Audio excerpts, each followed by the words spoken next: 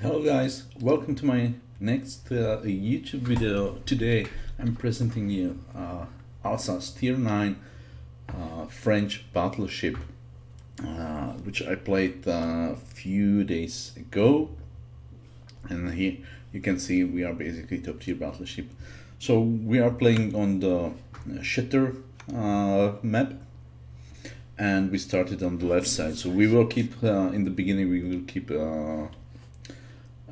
or we will stay on the left side, and because the Alsace is quite agile ship well, in regards to battleships anyway, so we will stay and we will try to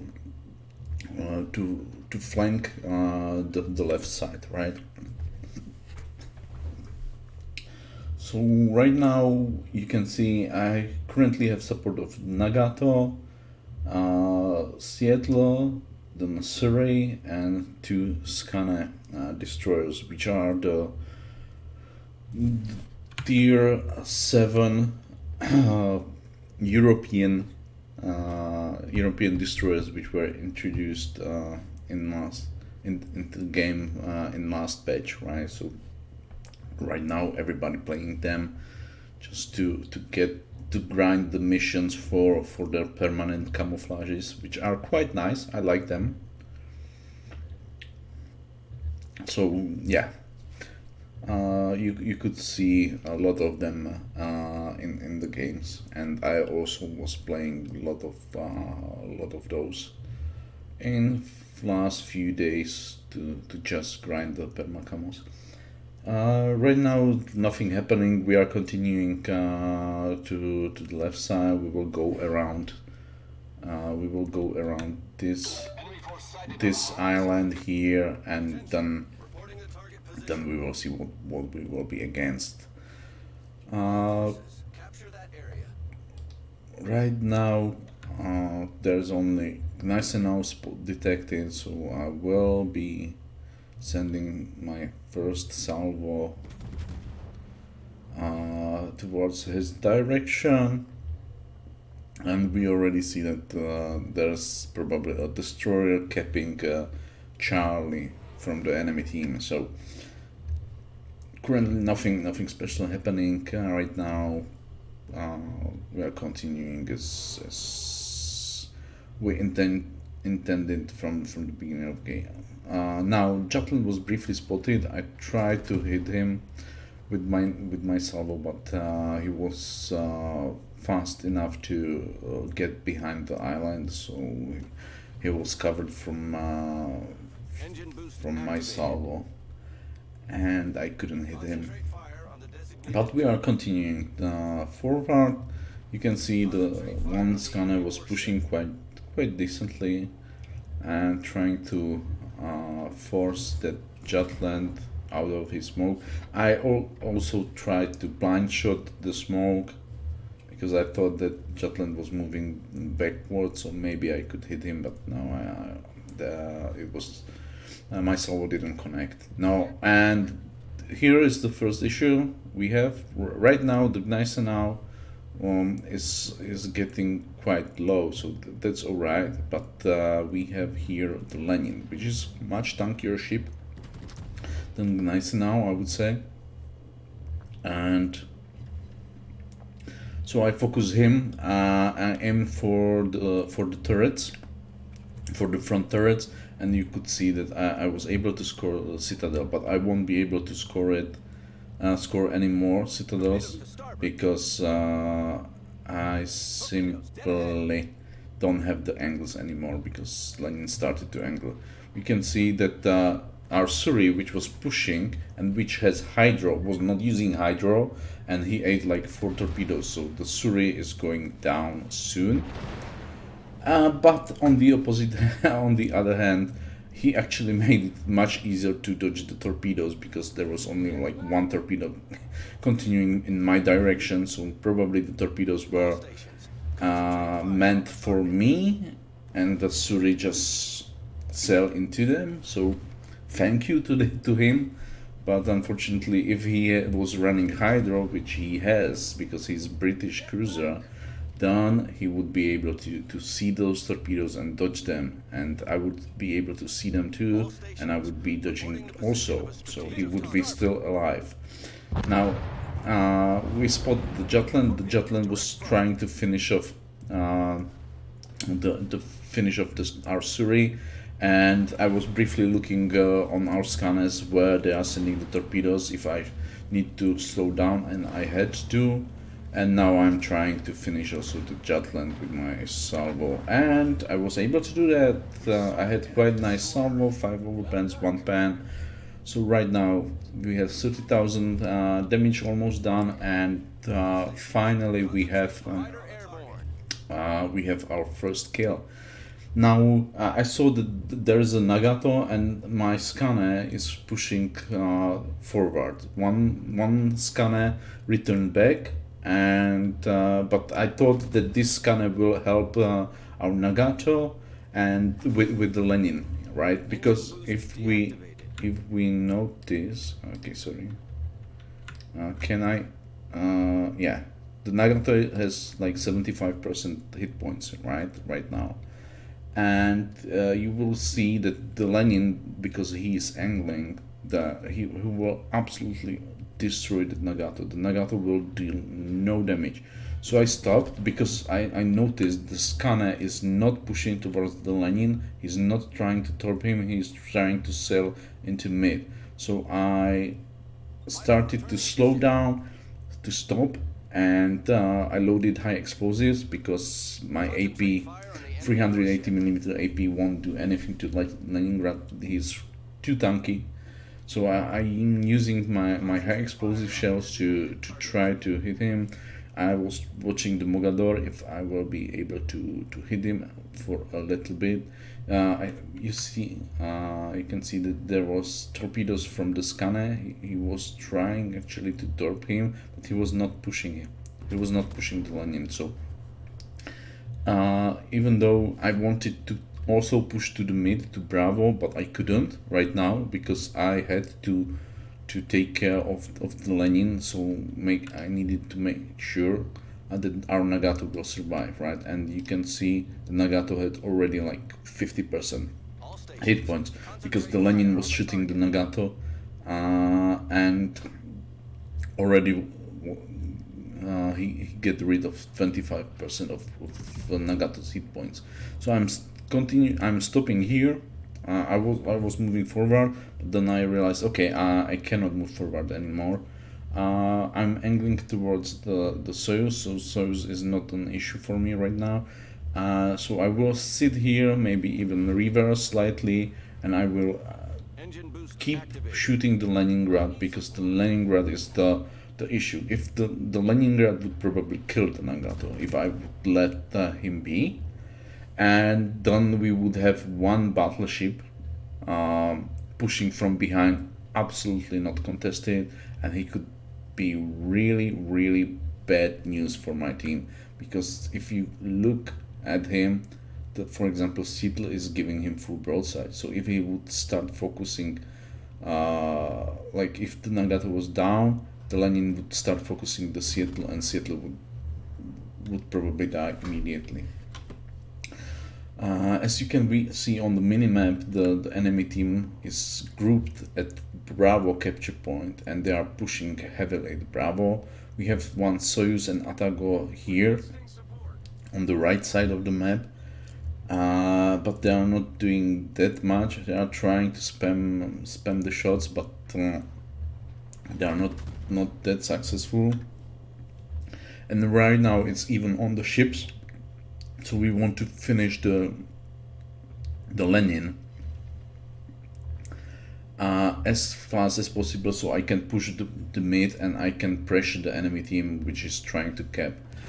I was able to set him the Lenin on fire, and he didn't have damage con, so therefore he died, and I have right now almost 60,000 damage. And I'm finally able to push. But I also noticed that even though there's Nagato, Seattle, and Skane, there's pushing Georgia from the enemy team, which which will become an issue because I believe she had like 80% hit points. Yeah, we could we could briefly see that, right? 75% hit points. I was able to hit the enemy Miyoko, which was to be honest quite nice salvo, and I didn't expect to citadel him, but it's Miyako. It's right. It's Japanese cruiser with really lightly armored and with huge citadel. So currently, somehow we were able to outpressure the enemy team from the mid side, from the Bravo cap. So the Miyoko and Neptune are leaving, and the biggest issue is right now the Georgia. So I will be pushing here. I will continue pushing here. As you can see, our Atago here died, and the Soyuz is pushing into the Neptune and Jean Bart. And the Soyuz will cause some troubles to them, but he won't be able to do much. So my next target is, unless I find out the destroyer, I'm preparing my guns for shooting the Georgia, which is pushing, and she's going to most likely win the battle against the Nagato, because the Skane is again leaving her, right? If the Skane was pushing like here and torping the Georgia from behind, he could be much useful to Nagato. Seattle also left, and it was quite smart idea from him because Georgia would probably focused him. So now I'm trying to hit the Georgia. I got quite decent salvo, like 10 kilometer salvo, but now I need to turn. Originally I wanted to continue fighting the Georgia, but because the Neptune popped up, and I know that behind the smoke is also the Jean Bart, because the Sovietsky Soyuz we had here died to them. I need to be focusing. I'm still trying to hit Georgia with my rear turret, and also right now with my front turret, because I noticed that there are not coming any torpedoes from the Neptune in my direction. So I was pushing as fast as possible to get behind the island, so I have island between me and the enemy. And we briefly also spotted the enemy scanner, right? So my secondaries were dealing some damage. Even they set on I don't know if probably the Jean Bart, they probably set him on fire. So that was nice.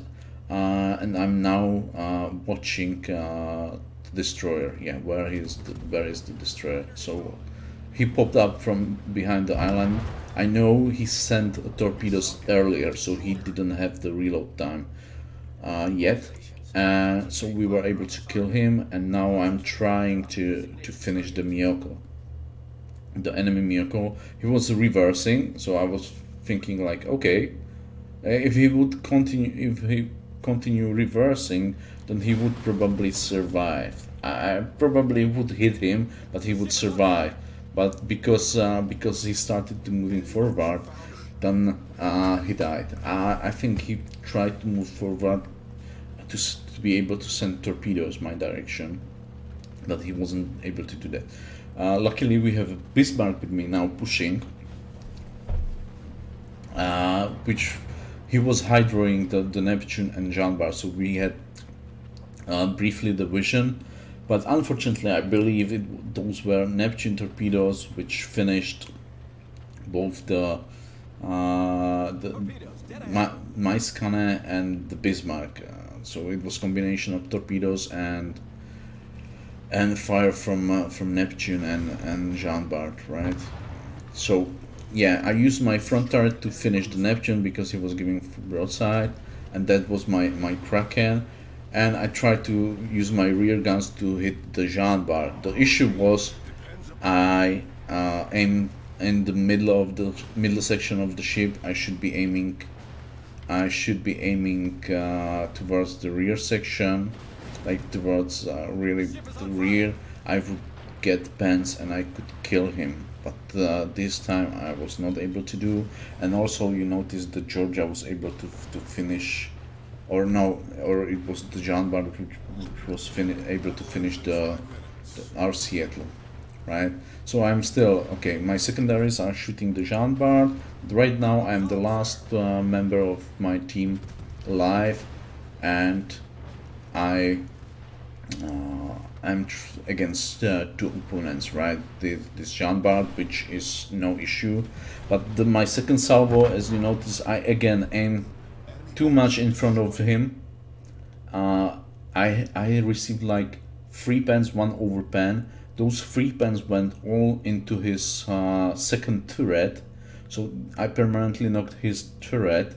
But I received only 1,000 damage, but thanks to that overpen shot, right? So that was definitely bad aim by me. But this was my 6th kill. But by killing the Neptune, I received my Kraken. I also received the Confederate, and now it's 1v1. I know that I have more hit points. I have even more heals, so I'm now trying to fight the Georgia. We are very close to her, so my secondaries will soon open the fire at the Georgia, but that applies both ways, so the Georgia secondaries will start firing at me soon. But as you can see, I have still 2 heals remaining, even though my heal is right now on the cooldown. But I switched to high explosive and I'm trying to sail behind the island. And I was able to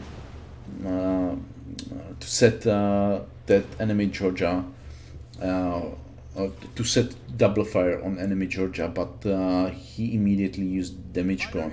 So I'm popping my fighter plan to keep the Georgia spotted, and I will be sailing around the island, and I will start turning immediately because I cannot continue to give her a broadside. So my team is telling me to ram the Georgia, but I don't need to.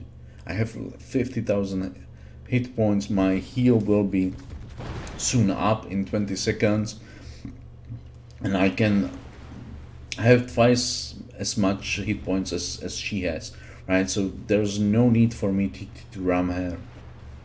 And I even believe that if I would ram her, that the game would probably end up as tie.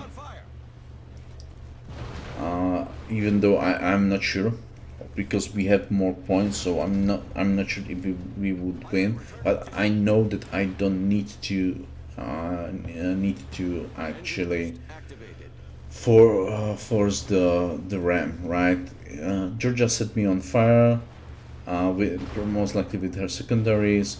I set her on fire with my primaries, but you can see my secondaries are farming her. Their secondaries farming me.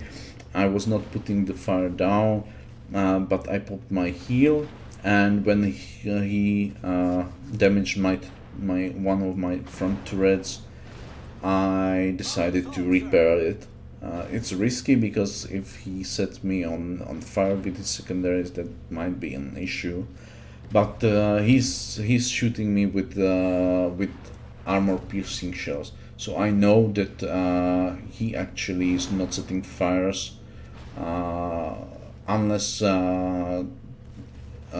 he hits me with the secondaries, and he's not secondary spec Georgia. So I set him on fire with my primaries. He used the damage gun, so he had 3,600, and this was my last salvo, and that was a GG. All right, guys. So let me show you the result screen. As I mentioned, that was my last salvo. We killed the enemy Georgia, and because the replay ended immediately after that, I'm not sure if you noticed, but I also received the high caliber award by killing the Georgia. So in the end, we end up dealing 165,078 damage. We killed 7 ships in total, so that's really a lot, because you're starting with 12 ships on each side, so killing 7 of them, very very nice game by me. And we were able to get also defended medals and or ribbon, and also assisted in capture ribbon, so we were quite active. And all the heroic achievements or the legendary achievements we received. So we get Confederate, Devastating Strike, Close Quarter, because we finished the enemy scanner with our secondaries. We received the Dreadnought because we were able to heal up a lot of hit points. And also we received the Kraken because we were able to kill more than 5 enemy ships, and with my last salvo I was able to kill the enemy Georgia, win the battle, and receive the high caliber award. So the next picture I will show you is the screen with the XP results, right? So let me, okay, let me check this. Okay, here it is. Sorry for that. That was my mistake. So we end up first on the experience. We received 2,236 experience, and I just wanted to mention one thing, and that's if you see the enemy Miyoko, which is in the middle of the enemy team, F must 6 something, from the clan Ahmed. I received a personal message from him after the game. It was not nice message. He was very frustrated. He called me names. So I replied to him whatever. I reported him, and I also checked his profile. Yeah, he had like 44% win ratio. So he's either new, he had like 6,000 battles, so quite new player.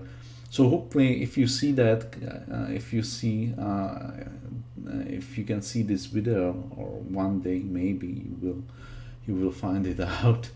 Then I hope you can learn from my movements, from my decisions, and to improve in your game and be less frustrated of the game, because definitely I want people to get better, for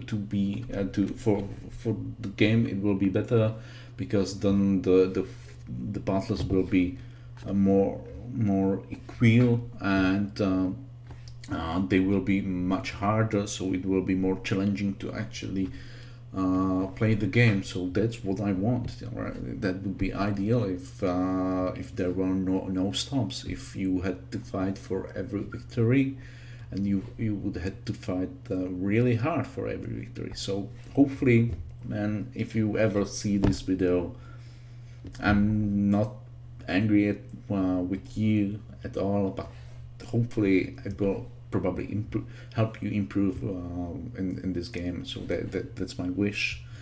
And guys, yeah, the next thing, I will show you how I built my Alsace. So guys, here will be my build, but the first one thing, guys, if you didn't watch the King of the Sea tournament yesterday, Chris Santos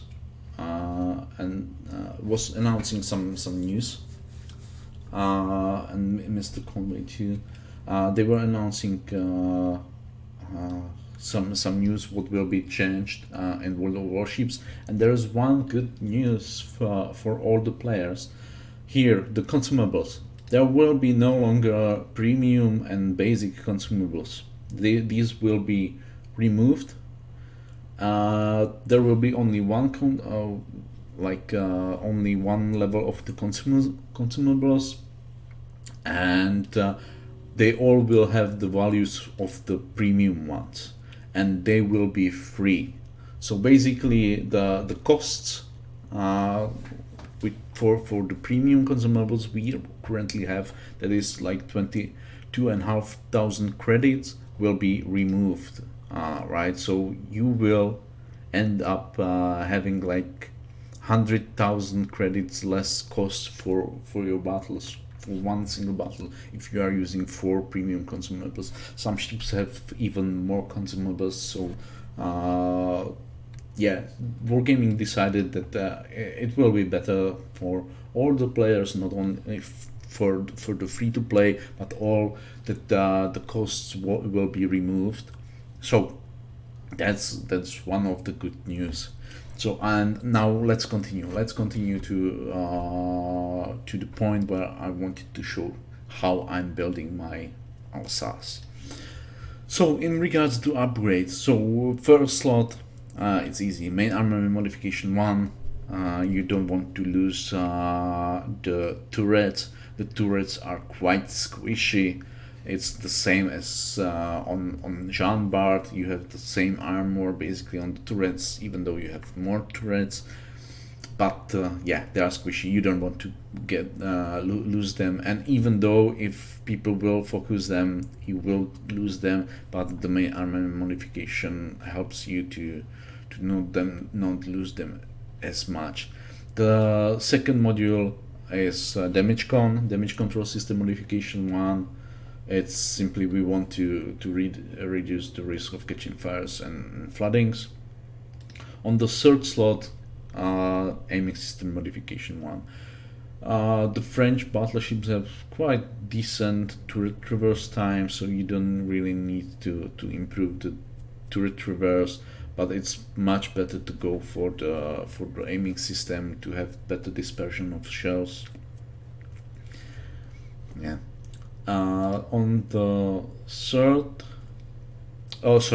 fourth slot, I have having steering gear modification 1 to have better rudder shift time, because when I start playing with the Alsace and when you don't have upgraded Alsace hull, the steering is horrible. So I was using the steering gear.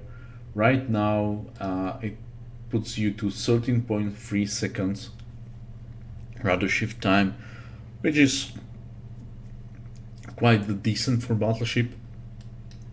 So I'm thinking of going to damage control system modification 2. But right now I'm alright.